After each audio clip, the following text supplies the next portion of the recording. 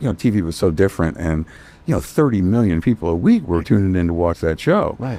And I went from an unknown nobody to I couldn't leave my house, and it was, and it happened like that, And what a mind fuck that must be for someone, again, that's been doing it for 15, 20 years, that's been struggling, begging. He's a reptilian creature on Star Trek, and then he can't leave his house. You'll never see his face. Yeah.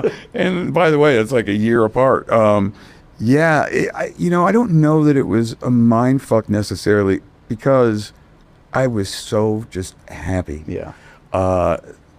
I felt like, okay, even if I die in Grays, and I knew that I was dying in Grays, when I got the job, but I also knew that 30 million people a week were, actually I didn't know that was going to happen, but that I was going to have a regular job. I was going to do at least 5 episodes.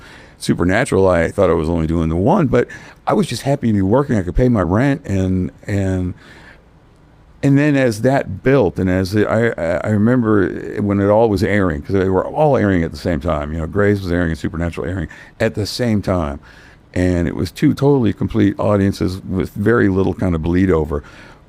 But people realized that I could kind of do 2 things. It was doing 2 different things, right. And all of a sudden, where did this actor come from? It's why Zach cast me in Watchmen, and Richie LaGravenese cast me in P.S. I Love You, and I didn't even audition for that stuff.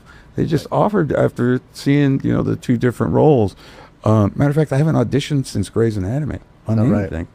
And that's a privilege. That's crazy. And to go from this indie reptilian again, who was begging for work and hated every second of that job.